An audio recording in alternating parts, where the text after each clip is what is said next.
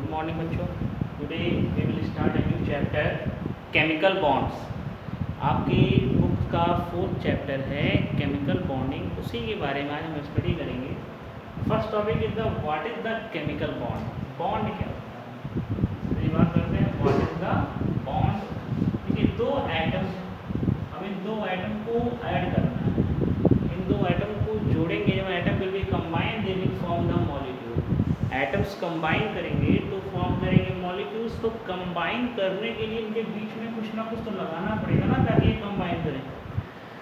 तो the force of attraction which held the two atoms together, that force of attraction are called as the chemical bond। दो atom के बीच में लगने वाला force of attraction जो दो एटम को बाइंड करे, दो एटम को जोड़ कर रखे, that's are called as the chemical bonds. अब कौन सा एटम बॉन्ड बनाएगा, कितना बॉन्ड बनाएगा, that's will be depend upon their balancing. The bond form by atom, how many bonds it will form, that's are depend upon their valency. Valency is came from the word valentia. Valency आया हुआ है, एक word होता है Valencia, और Valencia means होता है combining capacity. The combining capacity of an atom to the other atom, एक एटम से दूसरे एटम की कंबाइन करने की जो कैपेसिटी होती है, that capacity are called in the valency। The combining capacity of one atom to combine with the other atom, that's all called in the valency। इसी combining capacity को रिप्रेजेंट्स करने के लिए सबसे पहली थ्योरी दी साइंटिस्ट कौशल एंड लुईस ने। The first theory for the chemical bonds is given by the Kosal and Lewis।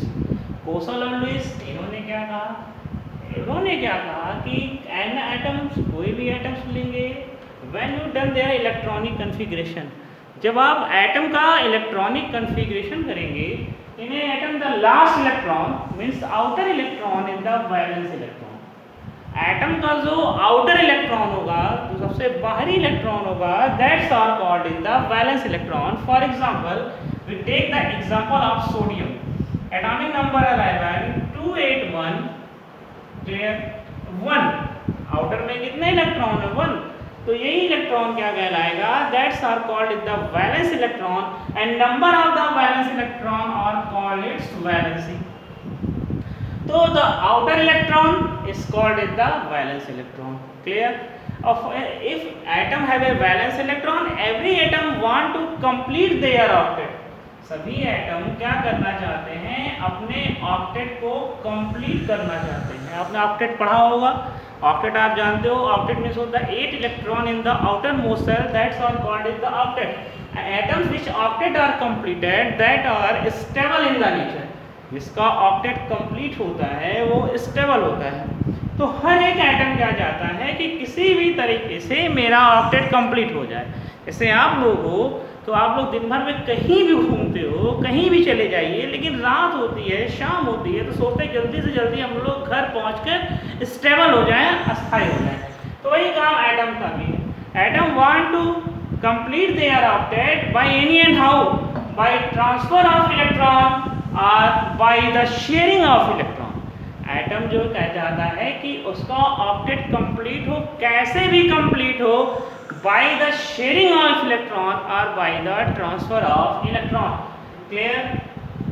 Achieve the octet by sharing or transfer of electron.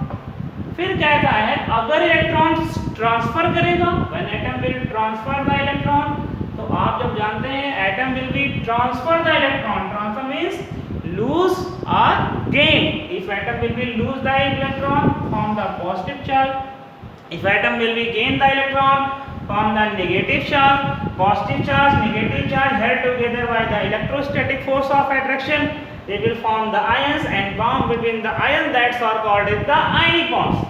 तो कहता है by the transfer of electron form the ionic bond and by the sharing of electron।